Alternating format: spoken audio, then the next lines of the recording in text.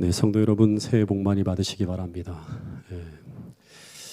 우리 찬양대가 새로운 또 기도송과 또 아주 힘찬 찬양의 메시지를 우리에게 들려줬는데 저는 동해물과 백두산이 해서 애국가 부르는 줄 알았습니다. 네. 특별히 원장우 우리 신임 장로님 또 우리 황희연 신임 집사님 정말 하나님의 은혜 가운데서 새롭게 신임되어진 것 진심으로 축하드리고 믿음의 삶을 끊임없이 살아가실 수 있게 되기를 바라겠습니다. 여러분 여기 사경회가 이제 다음 주부터 시작이 됩니다. 우리 강사 목사님이 36대 총장님이 오셔서 한 주간 또 태능교회에 필요한 말씀을 주시는데 우리 재종 총장님은 여러분 우리와 인연이 있나요? 아주 오래전에 교육전도사를 이곳에서 하신 우리 그 목사님이십니다. 특별한 말씀을 가지고 아마 신임되어지고 첫 사경에 이제 우리 교회에 오시는데 우리 많은 분들이 참석해서 새해에 하나님 말씀으로 축복받게 되기를 바라겠습니다.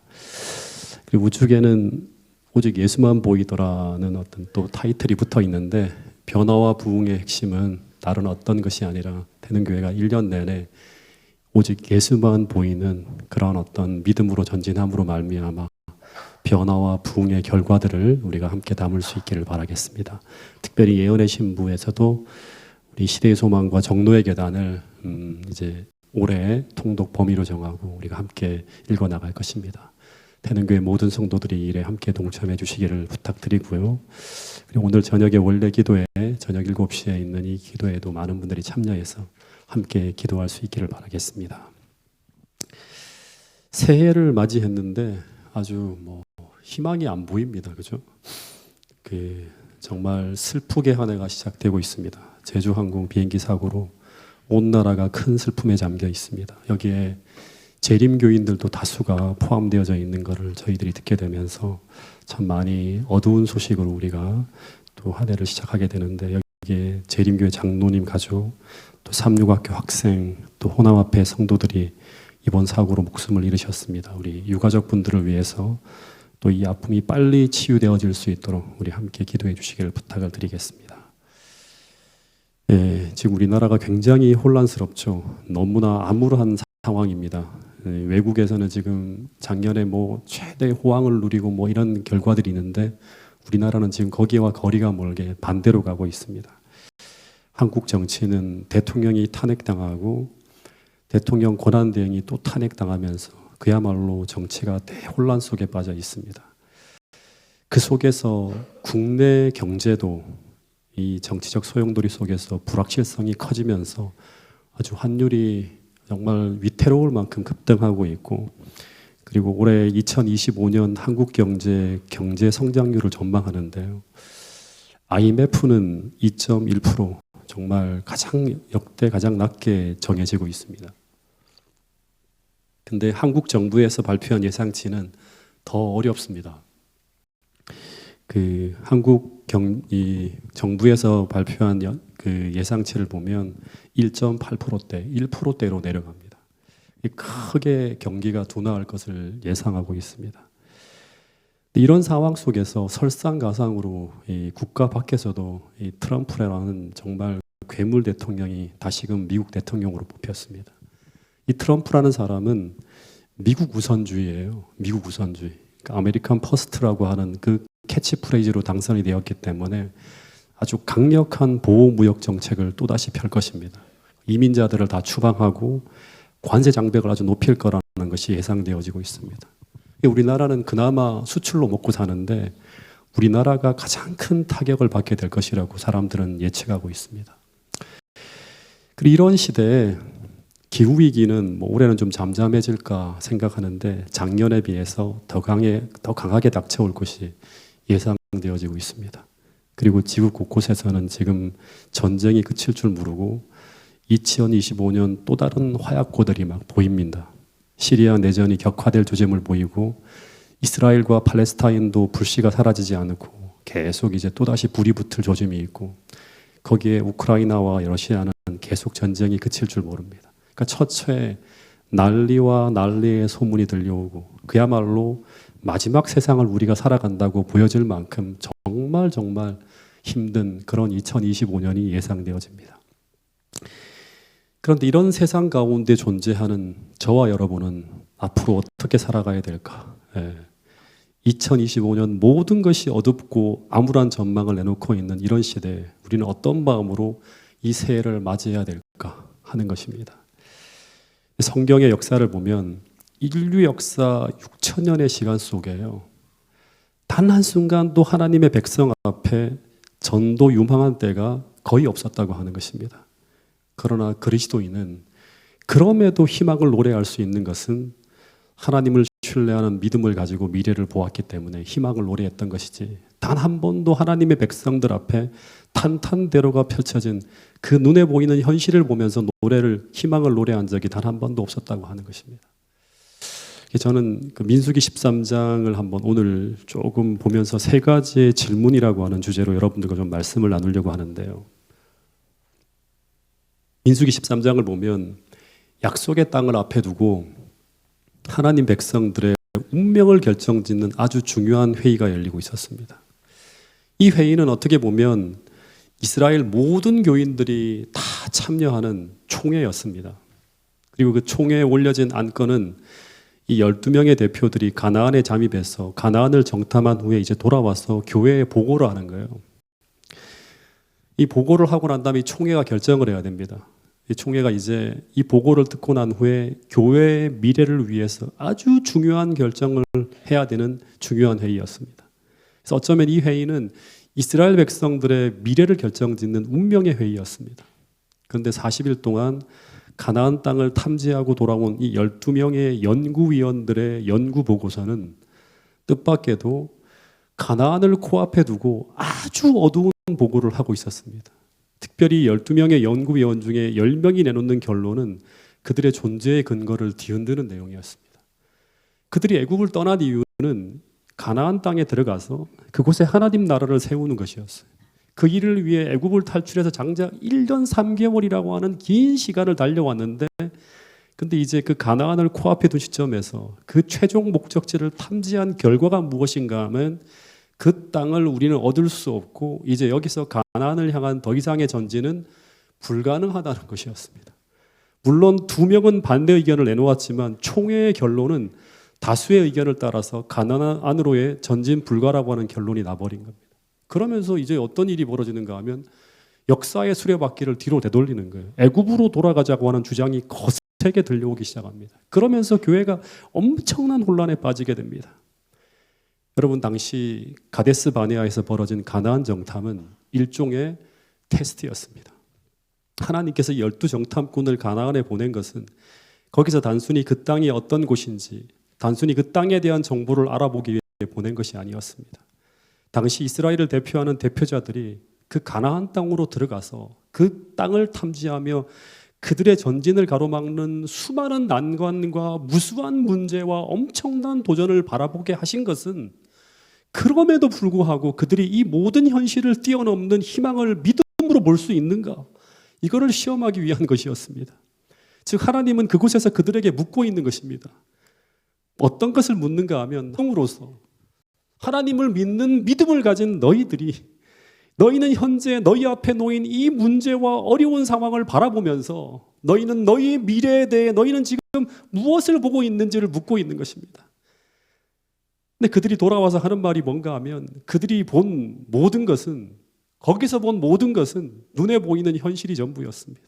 즉 그들이 본 모든 것은 그들의 도전을 불가능하게 막고 있는 견고한 요새와 거인과 그 거인들이 들고 있는 강한 무기들 뿐이었다고 하는 것입니다. 그래서 그들의 결론이 무엇인가 하면 우리는 그 땅을 얻을 수 없다고 하는 결론이 나오는 것입니다. 즉 그들은 사단이 던지는 현실의 프레임에 딱 갇혀서요, 눈에 보이는 현실 이상의 것을 볼 수가 없었습니다. 근데 이 질문은 어쩌면 2025년 오늘 비슷한 지점, 이 하늘 가나안 변경에서 이제 하늘을 가나안을 바라보고 있는 오늘 우리들에게 던지는 하나님의 질문일 수 있습니다.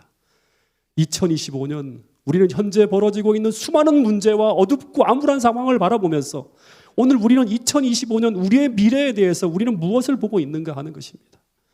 근데 오늘 우리도 가데스 바네아에서 믿음의 실패를 경험한 이스라엘 지도자들처럼 아낙 자손과 견고한 성벽이라고 하는 이 어두운 현실 이상을 바라보지 못한다면 2025년 우리도 믿음의 전진이 불가능해질 수 있다고 하는 것입니다.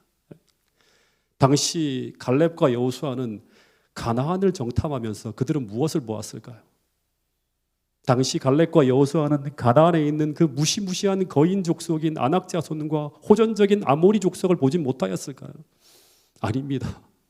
그들도 그들의 무수한 무기와 그들이 구축한 산성과 요새를 다 보았을 것입니다.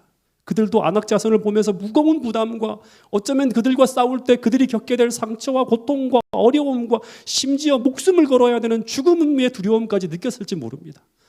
그러나 그럼에도 불구하고 그들이 전진을 이야기할 수 있었던 것은 믿음을 가진 사람이 아니라면 결코 볼 수 없는 그들의 앞에 펼쳐질 미래를 그들은 주어진 약속을 통해 볼 수 있었기 때문이라고 하는 것입니다. 여러분, 보는 것과 보지 못하는 것은 너무나 중요합니다. 수많은 말씀들이 있지만 그것을 가지고 현실의 프레임을 바꿀 수 있는가, 아니면 그 프레임에 갇힐 것인가, 너무너무 중요한 것입니다. 신명기 1장 29절부터 33절에 있는 말씀 우리 같이 읽었는데요. 또 한번 읽어보겠습니다. 이것은 바로 모세가 본 미래입니다. 그 가데스 바니아에서 같이 읽어보겠습니다. 시작. 내가 너희에게 말하기를 그들을 무서워하지 말라, 두려워하지 말라. 너희보다 먼저 가시는 너희 하나님 여호와께서 애굽에서 너희를 위하여 너희 목전에서 모든 일을 행하신 것 같이 이제도 너희를 위하여 싸우실 것이며, 광야에서도 너희가 당하였거니와 사람이 자기의 아들을 안는 것 같이 너희 하나님 여호와께서 너희가 걸어온 길에서 너희를 안으사 이곳까지 이르게 하셨느니라 하나, 이 일에 너희가 너희 하나님 여호와를 믿지 아니하였도다. 그러나 그는 너희보다 먼저 그 길을 가시며 장막 칠 곳을 찾으시고 밤에는 불로 낮에는 구름으로 너희가 갈 길을 지시하신 자이시니라. 이 글은 가데스 바니아에서 가나안을 향해 전진을 명하는 그 하나님의 명령 앞에서 모세가 본 그들의 미래의 모습이었습니다. 즉 아낙 자손과 거인들과 견고한 요새 앞에서 모세가 본 그들의 미래는 바로 그들보다 앞서가셔서 그들의 미래를 열고 계시는 하나님의 모습이었습니다. 다시 말해 지금 그들 앞에 산더미 같은 문제를 해결하시기 위해서 그들보다 앞서가셔서 그들의 미래를 열고 계시는 하나님을 그는 믿음으로 바라보면서 암울한 현실 속에서도 어떻게 했다? 순종의 전진을 노래할 수 있었다고 하는 것입니다. 여러분, 오늘 우리의 싸움은 또다시 말하면 어쩌면 이 싸움입니다. 오늘 우리가 사단이 어두운 현실을 통해 던지는 그 암울한 메시지에 갇혀서 절망하며 이 믿음의 전진을 멈출 것인가? 아니면 하나님이 주시는 약속의 말씀으로 어두운 현실을 새롭게 리프레임하여서 우리의 미래를 하나님이 주시는 비전으로 전환시킬 수 있을 것인가? 이 싸움이라고 하는 것입니다. 여러분, 실제 다윗의 시편을 보면 다윗은 끊임없이 사단이 던지는 암울한 현실의 프레임을 약속의 말씀으로 리프레임시켜서 하나님이 주시는 비전으로 현실과 미래를 다시 보면서 언제나 희망을 노래하는 것을 우리는 시편을 통해 볼 수 있습니다. 시편 46편에 보면 현실은 땅이 흔들리고 산이 바다에 빠지는 천지가 개벽하는 일들이 벌어지는 현실이지만, 가데스 바네아보다 더한 현실이 눈앞에 닥쳐오고 있지만, 그러나 그럴지라도 다윗은 오히려 어떻게 하지 않는다? 두려워하지 않는다고 노래합니다. 그리고 그의 인생은 절대 이 현실의 어두움 속에서 파묻혀 무너지지 않을 것이라고 노래하고 있습니다. 그런데 그 이유가 무엇 때문인가? 하나님은 나의 피난처요, 요새요, 환난 중에 만날 큰 힘이 되시기 때문이라고 하는 것입니다. 하나님이 내 인생 중에, 이 성 중에, 이 교회에 계시기 때문에 우리는 무너지지 아니한다고 말하고 있는 것입니다. 여러분, 다윗만이 그럴까요? 모든 믿음의 사람들은 같은 모습으로 살았습니다. 오늘 우리도 그래서 그 옛날 히스기야처럼 적들에 포위되어진 그 18만 대군의 암울한 현실을 보면서도 그 암울한 현실을 믿음으로 리프레임할 수만 있다면, 다니엘의 새 친구들처럼 그 거대한 풍업불 앞에서도 이사야 43장 내가 불 가운데 지날지라도 불꽃이 나를 사라지 못하리라고 하는 말씀으로 그 상황을 리프레임할 수만 있다면, 홍해와 애굽 군대에 포위되어져 있어도 견고한 여리고성 앞에서도 우리가 그 암울한 현실을 뛰어넘어 세계를 열고 계시는 그 하나님을 믿음으로 바라보며 암울한 현실을 뛰어넘을 수만 있다면 우리는 거기서 멈추어 절망하지 않고 승리를 위한 믿음의 전쟁을 계속할 수 있을 것이라고 하는 것입니다. 여러분, 오늘 우리의 싸움은 믿음의 전진을 하느냐, 우리로 그 자리에 멈추게 서게 하느냐는 싸움이에요. 사단은 우리의 믿음의 전진을 멈추게 하기 위해서 어두운 현실의 프레임으로 끝없이 우리를 가둬두려 할 것이고, 그리고 하나님은 반대로 거기서 벗어나도록 하기 위해 약속의 말씀으로, 약속의 빛으로 끝없이 우리를 비추신다고 하는 것입니다. 여러분, 그래서 오늘 우리 눈앞의 현실이 아무리 혹독한 겨울같이 보일지라도 오늘도 현실 너머에서 끝없이 우리의 문제를 풀며 세계를 열고 계시는 그 하나님을 믿음으로 바라보며 믿음의 전쟁을 통해서 2025년 약속의 하나님을 만나는 태능교회 모든 성도들이 될 수 있기를 간절히 바라겠습니다. 그럴 수만 있다면 오늘 이 말씀이 태능교회 모든 성도들의 것이 될 수 있을 것입니다. 이사야 43장 18절부터 20절 말씀입니다. 같이 한번 읽어보겠습니다. 시작. 너희는 이전 일을 기억하지 말며 옛적 일을 생각하지 말라. 보라, 내가 새 일을 행하리니 이제 나타낼 것이라. 너희가 그것을 알지 못하겠느냐. 정령이 내가 광야의 길과 사막의 강을 내리니 장차 들짐승 곧 시랑과 및 타조도 나를 존경할 것은 내가 광야의 물들을 사막의 강들을 내어 내 백성 나의 택한 자로 마시게 할 것임이라. 예, 광야에 막 이런 물이 흐르고 막 새로운 짐승들이 닥치고 하는 것은 한 번도 이전에 본 적이 없는 일입니다. 하나님은 과거 어떤 일이 계속 벌어져 왔든지 그것을 기억하지 말라고 합니다. 왜냐하면 이제 한 번도 본 적이 없는 전혀 새로운 역사가 펼쳐질 수도 있다고 하는 것입니다. 그러나 사단이 던지는 암울한 현실에 갇혀 우리가 계속 과거에 이렇게 됐기 때문에 앞으로도 이렇게 될 거라고 계속 거기에 갇혀 있으면 우리는 세계를 향한 하나님께서 여시는 그 길을 향해 믿음의 전쟁을 할 수 없다고 하는 것입니다. 이 프레임에 갇혀 있지 않기 위해서 우리는 어떻게 해야 될까요? 더 열심히 말씀을 펴야 되고 기도하며 약속의 말씀을 붙들고 그것이 오늘 우리의 현실이 될 수 있다고 하는 이 프레임을 가지고 끝까지 믿음으로 전진해야지만 한다고 하는 사실을 잊지 않게 되기를 간절히 바라겠습니다. 또 하나, 하나님은 이 가데스 바니아에서 그 가나안 입성 전 그들에게 묻고 있는 또 하나의 질문은 이것입니다. 그것은 바로 너희들은 지금 어떤 음성을 들으며 지금까지 따라왔는가 하는 것입니다. 1년 반 동안 광야길을 걸어갈 때 당시 이스라엘 백성들의 귀에 들려온 음성은 모세와 아론을 통해 들려오는 음성이었지만 실제는 누구의 음성이었다? 하나님의 음성이었습니다.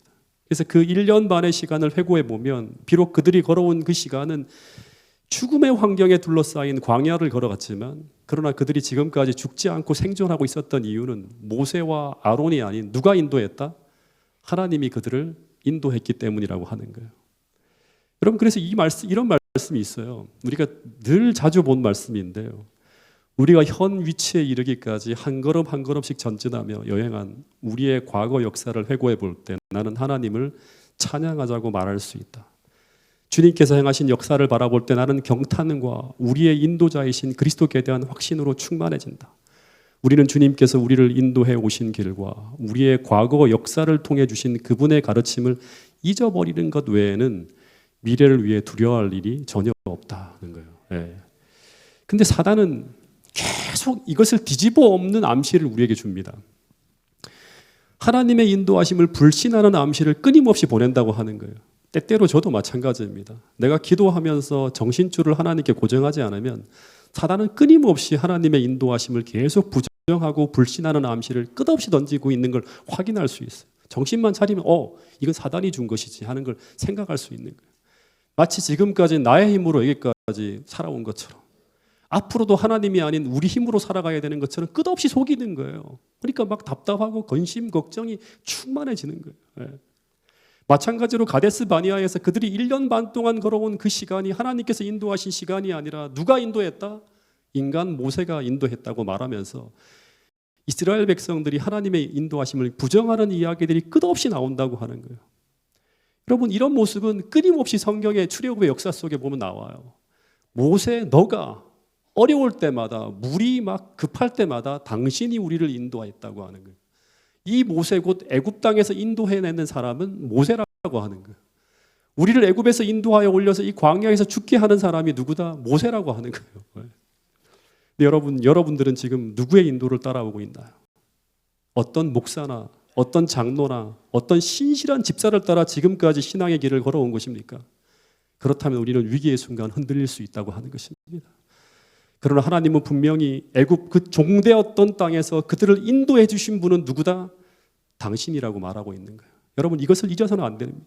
이 사실을 믿고 인정해야지만 우리는 하나님께 맡길 수 있고 그래야지만 하나님은 우리의 길을 계속 인도하신다고 약속하고 있는 것입니다.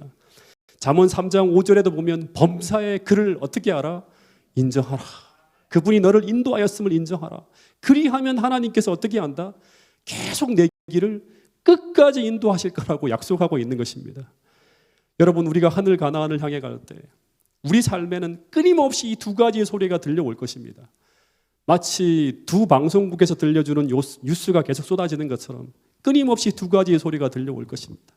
하나는 하나님을 불신하고 부정하는 음성이고 또 하나는 하나님을 인정하고 그분을 신뢰하라고 하는 음성입니다. 근데 우리가 어떤 채널에 우리의 주파수를 고정하는가에 따라서 우리는 전혀 다른 관점으로 세상을 보게 된다고 하는 것입니다. 잘못하면 갇혀요. 잘못하면 압도되어집니다. 여러분, 출애굽의 역사를 보면 당시 이스라엘 백성들이 광야 길로 걸어갈 때 그들의 가장 큰 염려와 두려움이 있었어요. 그게 뭘까요? 이 뜨거운 햇빛을 어떻게 감당할 수 있을까? 두 번째는 물이 없는데 어떡하지? 세 번째는 음식은 또 어떻게 우리가 계속 먹을 수 있을까? 그 다음에 의복, 신발, 불뱀, 전갈, 호정적인 이방 민족 등 그들의 생존을 위해 필요한 모든 것들이 다 염려와 걱정의 대상입니다. 오늘 우리가 염려하는 것과 똑같아요. 어떻게 살아가지 앞으로? 근데 이런 염려 속에 들어간 그 광야 40년의 시간이 어떻게 지나갔나요? 만약 그들의 혼자의 힘이라고 하면 이 어두움에 압도되어집니다. 실제 그들이 그 길을 걸어갈 때 그들이 염려했던 그 일들이 일어났나요?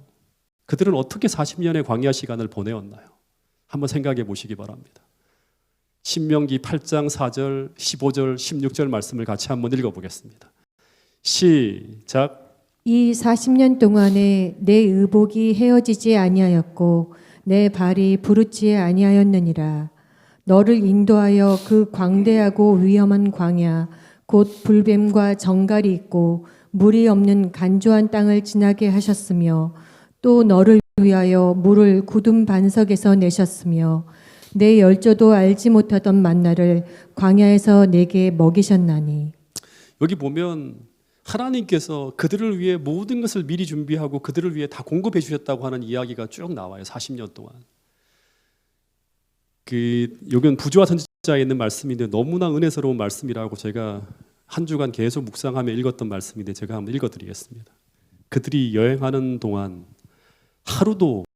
하루도예요. 하나님의 은혜로운 이적으로 보고함을 받지 않은 날이 없었다. 단 하루도예요. 한순간도. 하나님께서 인도하신 모든 길에서 그들은 갈증을 풀어주는 물을 발견하였다. 모든 길이에요. 적당하게 물 주고 계속 줄이게 하는 게 아니라 모든 길에서 갈등을 풀어주는 물을 발견했대요. 하늘에 내린 떡은 배고플 때 그들의 허기를 채워주었고 낮에는 구름 기둥의 그늘과 밤에는 불기둥 아래서 평화와 안전을 얻었다. 심지어 그들이 암석의 험준한 산길을 오를 때나 광야의 울퉁불퉁한 길을 헤치고 나갈 때 천사들은 그들을 위해 봉사하였다. 보이지 않지만 다 도와준 거예요. 여러분들이 지금 이 위험한 인생길, 경제적으로 정말 절망적인 그런 상황을 지나간다 할지라도 오늘 이 말씀을 붙들고 하루하루 버텨내고 이겨내야 된다고 하는 거예요. 그들이 고난을 당했음에도 불구하고 온 대열 중에 약한 자가 한 명도 없었다. 임산부니 아픈 사람이 하나도 없었대요. 그들의 오랜 여행에서도 그들의 발이 부르지 않았고 옷이 헤어지지도 않았다. 하나님께서는 그들의 앞길에 삼림과 사막에 있는 맹수와 독사리를 다 제거했대요. 전부 다. 근데 이스라엘 백성들은 하나님의 능력으로 보호함을 받아왔기 때문에 지금도 보호하고 있어요. 끊임없이 그들을 둘러싼 무수한 위험을 깨닫지 못하였다. 얼마나 위험한 중에 있는지 깨닫지 못했다고 하는 거예요. 수많은 사고가 날 수 있고 수많은 어려움이 닥쳐올 수 있고 수많은 고통이 따라올 수 있지만 하나님이 지켜주시기 때문에 이만큼 우리가 평안하게 지나가는데 그들을 깨닫지 못했대요. 왜냐? 그럼 일상으로 계속 평안하게 지나가고 있으니까. 여러분, 하나님이 여러분들을 인도하고 계십니다. 범사의 그분을 인정하시고 여러분들이 서 있는 이 위치가 하나님의 인도하심 속에, 보호하심 속에 지금 있다고 하는 사실을 기억하고 앞으로도 그 믿음으로 살아내야 된다고 하는 사실을 기억할 수 있게 되기를 간절히 바라겠습니다. 2018년 4월 말쯤에요. 제가 합회를 통해서 미국에 처음 갈 기회가 생겼습니다. 미국에 계신 한 목사님이 사비로 한국에서 한 목사님을 추천해 주면 3주간 미국에서 여행을 하면서 목사님을 통해서 이렇게 목회적 상담을 하면서 보낼 수 있도록 한 목회자를 추천해 달라고 했는데 합회에서 저를 추천해 줬어요. 처음에는 그냥 포상휴가인 줄 알았더니 그 목사님이 추천한 대상은 어떤 사람인가 하면 목회적으로 가장 절망적인 상황에 있는 사람, 가장 목회적으로 어려움을 겪고 있는 사람을 좀 이렇게 충전시키기 위해서 저를 보냈다고 해서 목사님이 얼마나 저를 위로하시는지 왜 이러실까 싶었는데 알고 봤더니 그런 상황이었어요. 그래서 미국에 가게 됐는데 목사님이 3주간 좀 이렇게 뭔가 하드 트레이닝을 하기 위해서 계획서를 보내주셨어요. 근데 여행 일정을 보고 난 후에 저희 두 내외는 깜짝 놀랐습니다. 왜냐하면 그 일정은 우리의 현 상태로는 감당할 수 없는 일정이었어요. 목사님이 알려준 그 미국 일정은 4,000m가 넘는 고산을 두 곳이나 오르는 일정이었어요. 이 무슨 저는 한 번도 뭐 이 히말라야 트레킹을 해본 적이 없는데 한라산 정도가 최고인데 4,000m가 넘는 고산을 두 곳이나 오른다니까 말이 안 되는 거예요. 하나는 반나절 이상 올라가는 콜로라도의 파이크픽이라고 하는 산이고 또 하나는 유타주에 있는 킹스픽이라고 하는 산이었는데 이 킹스픽은 어떻게 가는가 하면 2박 3일 일정으로 가야 돼요. 50km를 걸어야 돼요. 산중에서 텐트를 치고 2박 3일을 자면서 간대요. 그러니까 갑자기 이건 내가 공수훈련 받으러 가는 것도 아니고 이게 무슨 이런 일정이 다 있나. 더군다나 아내도 같이 가는 거예요. 감당할 수 없을 거라는 생각이 드는 거예요. 그리고 또 하나는 뭐냐면 엔젤스 랜딩이라고 하는 벼랑의 밧줄을 타고 지나가는 일정이 있다고 하는 거예요. 고소공포증이 있는 아내는 뭐 기절초풍할 일이죠. 도저히 갈 수가 없는데 이미 티켓팅이 다 끝났어요. 돌이킬 수가 없는 거예요.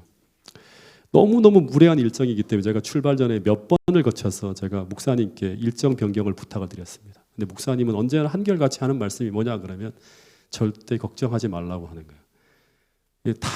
목사님이 다 해놨대요. 뭘 해놨는지 모르겠지만 걱정하지 말라고. 내가 60인데 이걸 간다. 자네는 제가 40대 중반이었거든요. 40대면 충분히 갈 수 있다고 걱정하지 말라고 하는. 그래서 죽기 아니면 까무러치기로 비행기를 탔습니다. 20여일이 지난 후 제 아내와 제가 3주간의 일정을 다 마치고 돌아오는 비행기를 탔는데 근데 기적같이 모든 일정을 다 소화했어요. 거의 다. 4,300m 파이크픽을 올라가고 이 사진입니다. 킹스픽이라고 하는 해발 3,000m가 넘는 곳에 캠핑을 하였고 그리고 그 기적의 엔젤스 랜딩. 생각만 해도 막 끔찍한 거였는데 이런 벼랑입니다. 이 벼랑을 돌아오는 그 길을 다 걸었어요. 여기 보면 저기 멀리 빨간색 표시가 되어 있는 게 거기 제 아내가 서 있는 겁니다. 걸어가는 거예요. 그리고 비행기를 탁 탔을 때 분명히 저는 여행 내내 아내나 저나 아파서 병원에 실려가거나 혹은 일정을 캔슬하고 조기 귀국하지 않을까 이런 염려를 가지고 미국행 비행기를 탔어요. 돌아올 때까지 계속 염려했어요. 근데 생각했던 것보다 훨씬 더 빡세고 힘들었어요. 그러나 우리가 느꼈던 불안과 두려움과 어려움에 대한 염려는 실제 많은 부분 실제보다 가벼웠다고 하는 거예요. 우리가 견뎌야 했던 것들은 대부분 어떤 것인가 하면 육체적인 힘든 게 아니라 정신적으로 힘든 거였어요. 두려움, 염려 이것만 없었다면 훨씬 더 여행을 편하게 즐길 수 있었다고 하는 것입니다. 왜 이렇게 다 과정이 거쳐갔는가? 목사님이 이미 우리 부부가 오기 전 몇 달 전부터 다 대비를 했어요. 이게 실제 우리가 탔던 캠핑카입니다. 뒤에 보면 트레일러로 붙어 있는 게 제 아내와 제가 자고 먹고 타고 다녔던 그 캠핑카예요. 트레일러 안에 에어컨부터 콜로라도의 추위를 대비한 히터까지 먹는 것도 한국식으로 다 목사님이 대비해 놓으셨어요. 당시 여행 중에 제가 정말 염려했던 것 중에 하나가 뭐였는가 하면 이 모래 언덕을 걷는 거였어요. 모래 언덕을 걷는 거. 콜로라도 주의 그레이스 앤토니라고 하는 큰 모래 언덕을 2시간 정도 걸은 적이 있는데 이 모래 사막을 2시간 정도 걸으려면 엄청난 물이 필요해요. 몰랐어요. 그래서 500cc 페트병에다 물 하나를 담아서 올라가면 될 거란 생각으로 물병 하나만 걸었는데 모래 언덕을 걸어보니까 5분마다 물을 마시지 않으면 버텨낼 수가 없는 게 바로 모래 사막이더라고요. 이 목사님은 이 물 부족을 예상해서 어떻게 했는가 하면 큰 워터백이라고 해서 등에 짐 자체가 물이에요. 물 꽉 담은 거를 배낭을 짊어지고 사막길을 걸으셨어요. 마찬가지로 광야길로 이스라엘 백성들이 들어갈 때 하나님은 이스라엘 백성들을 위한 모든 대비를 아주 철저하게 하셨다고 하는 거예요. 첫 번째는 강렬한 햇빛은 어떻게 했는가 하면 구름 기둥으로 시원한 그늘을 만들어 주셔서 광야로 들어가기 전부터 이게 그늘이 시작됐어요.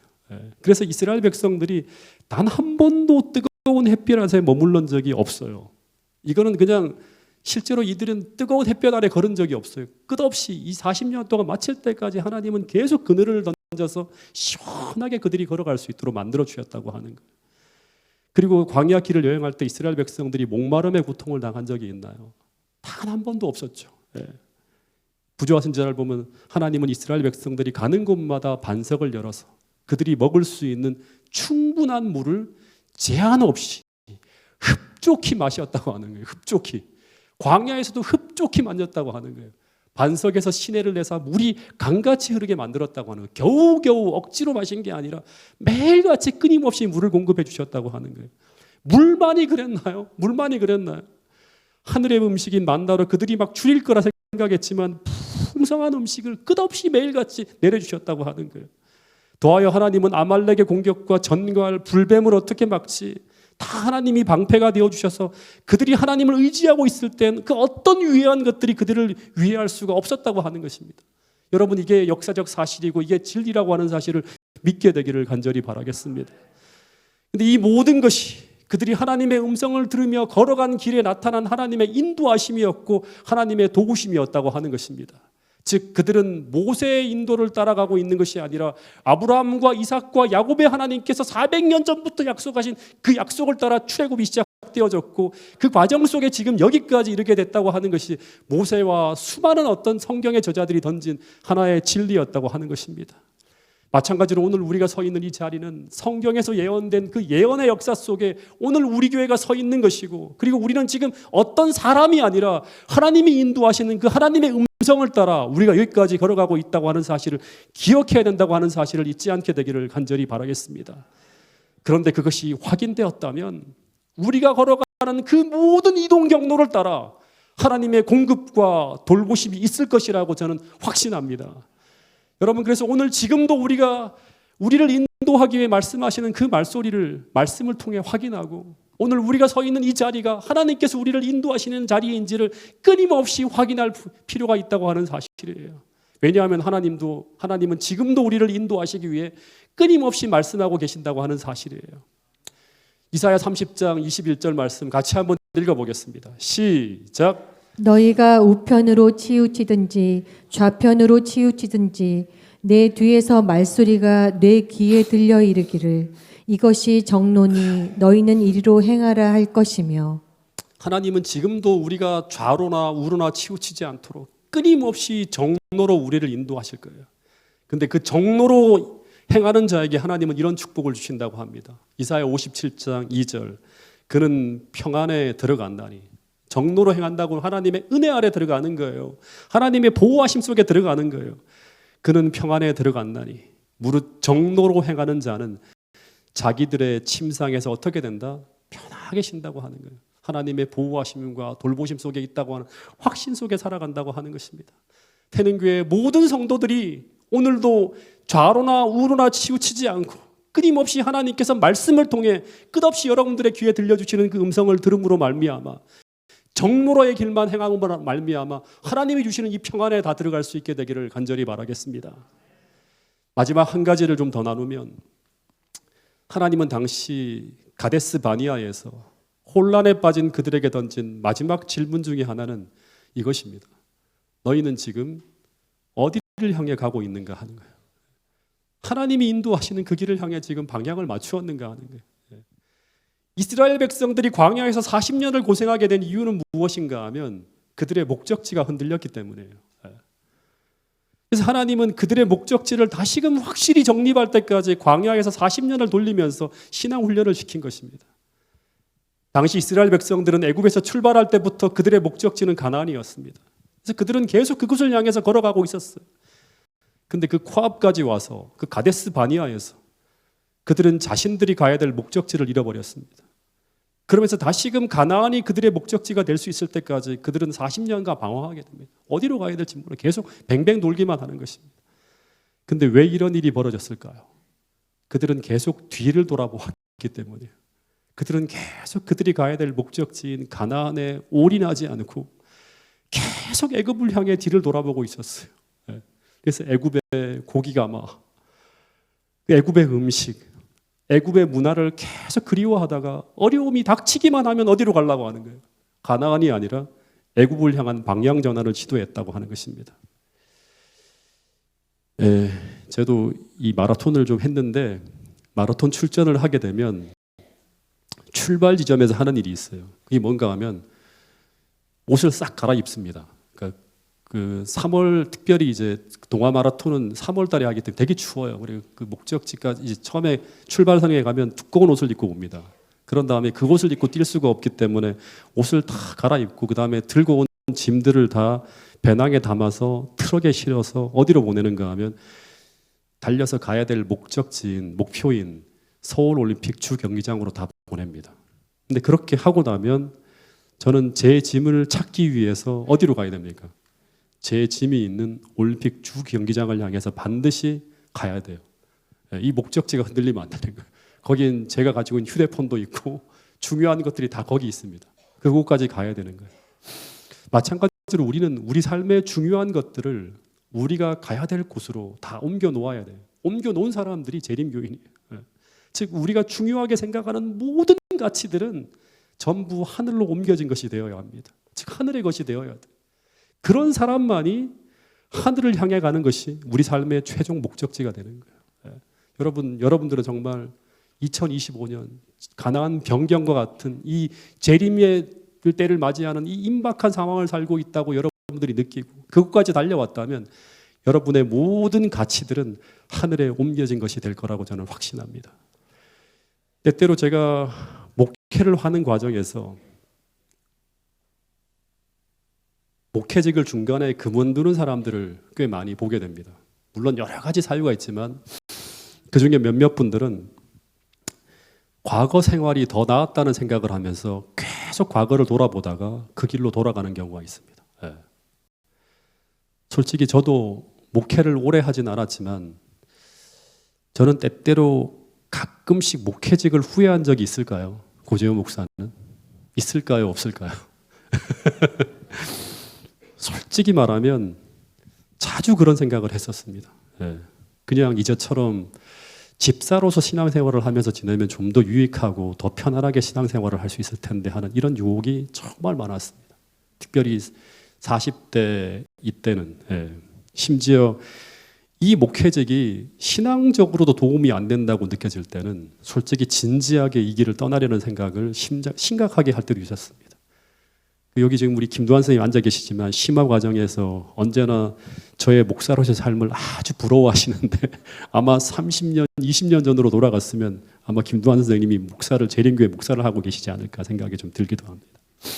저도 이 목회의 길을 처음 시작한 이유가 뭐냐 그러면 정말 주님을 더 가까이 만나고 싶어서 그리고 처음에는 주님 앞에 완전히 올인하고 싶어서 시작했는데 근데 문득 그런 생각들이 하나둘 희미해져 갈 때 내가 왜 목회를 하는 것인가를 심각하게 고민한 적이 있어요. 이 길을 걸어가면 훨씬 더 제가 신앙이 좋아지고 더 깊어지고 하나님을 더 깊이 만나고 더 올인하는 그런 삶을 살 수 있을 것이라고 생각했는데 집사 때하고 뭐 별반 다를 게 없는 거예요. 그래서 언젠가 한번 그 시골 전원학교에서 교사 자격증은 없지만 수학 교사 자리가 하나 난 곳이 있다고 하는 광고를 보게 됩니다. 그래서 아내와 같이 목회를 그만두고 그 일을 하면서 평신도로서의 길을 정말 진지하게 한번 생각해 본 적이 있습니다. 그곳에서 정말 훌륭한 장로님들의 말씀을 듣고 신앙생활을 하고 싶다는 생각을 진지하게 했기 때문에요. 그런데 그런 생각이 떠오를 때마다 계속 걸리는 것이 하나 있었어요.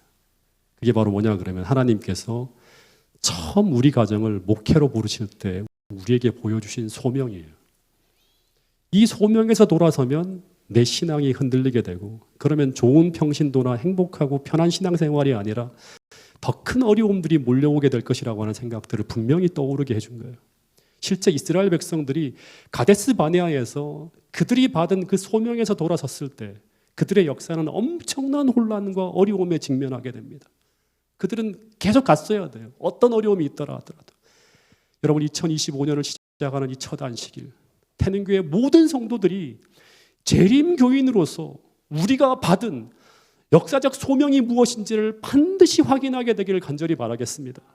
즉 우리는 무엇을 위해 존재하는가? 이 태능교회는 무엇을 하기 위해서 이 자리에 서 있는가 하는 것을 반드시 확인해야 됩니다. 더하여서 2025년 우리는 태능교회를 함께 짊어지고 하나님께서 이 땅에서 여러분과 저를 통해서 세우고자 하시는 그 이 교회를 향한 소명과 사명과 이 비전이 무엇인지를 함께 생각할 수 있는 여러분과 저가 될 수 있기를 간절히 바라겠습니다. 그 일을 위해서 우리는 무엇을 해야 되고, 지도자들은 무엇을 해야 되고, 청년들은 무엇을 해야 되고, 찬양대는 무엇을 해야 되고, 우리 각 개인을 향한 하나님의 소명이 무엇인지를 진지하게 생각하면서 이 자리에 서게 되기를 간절히 바라겠습니다. 근데 그것이 함께 확인되어진다면 그 길이 아무리 어렵고 아무리 힘들다고 하더라도 함께 그 영광스러운 길을 함께 걸어갈 수 있는 태능교회의 모든 성도들이 될 수 있기를 간절히 바라겠습니다. 여러분, 지금 세상에서 벌어지는 사건과 그리고 오늘 여러분 앞에 놓여진 문제 앞에서 여러분은 여러분의 미래에 대해 무엇을 보고 있습니까? 정말 너무너무 힘들고 어렵지만 하나님께서 여러분들을 붙들고 계시고 하나님께서 여러분에게 주신 그 미래의 비전을 통해서 새롭게 리프레임할 수 있는 그런 믿음이 오늘 여러분과 저에게 있는지를 한번 진지하게 한번 생각해 볼 수 있게 되기를 간절히 바라겠습니다. 그리고 지금 여러분은 어떤 음성을 듣고 따라가고 있습니까? 그리고 여러분의 삶의 방향은 지금 어디를 향해 가고 있는가? 여러분 반드시 이 세 가지의 질문을 개인에게 던져서 확실한 답을 찾고 새해를 시작할 수 있게 되기를 간절히 바라겠습니다. 여러분 지금 우리는 가데스 바니아를 지나서 요단을 향해서 이제 마지막 가나안을 넘어가야 되는 그 지점을 향해 달려가고 있다고 하는 사실을 기억할 수 있게 되기를 간절히 바라겠습니다. 비록 오늘 우리 현실은 어둡지만 그러나 하나님이 주시는 이 두 말씀, 마지막으로 드린 이 두 말씀을 우리 모두가 기억하면서 새해 희망을 가지고 새해를 시작할 수 있는 태능교회 모든 성도들이 될 수 있기를 간절히 바라겠습니다. 민수기 6장 24절부터 26절 말씀입니다. 여호와는 내게 복을 주시고 너를 지키기를 원하며 여호와는 그의 얼굴을 내게 비추사 은혜 베푸시기를 원하며 여호와는 그 얼굴을 내게로 향하여 드사 평강 주시기를 원하노라. 여러분 하나님의 마음은 여러분을 향한 마음은 이 마음입니다. 로마서 15장 13절 말씀은 같이 한번 읽어보겠습니다. 시작. 소망의 하나님이 모든 기쁨과 평강을 믿음 안에서 너희에게 충만하게 하사 성령의 능력으로 소망이 넘치게 하시기를 원하노라. 세상의 모든 것은 희망이 사라지지만 소망의 하나님이 우리와 함께 계신다고 하면 소망의 하나님이 모든 기쁨과 평강을 믿음 안에서 믿음을 가지고 있어야 됩니다. 믿음 안에서 너희에게 충만하게 하사 성령의 능력으로 우리의 힘이 아니라 성령의 능력으로 희망과 소망이 넘치게 하시기를 원하신다고 합니다. 여러분 이 말씀이 태능교회 모든 성도들에게 주어지는 말씀이 되어질 수 있기를 간절히 바라면서 오늘 말씀을 줄이도록 하겠습니다.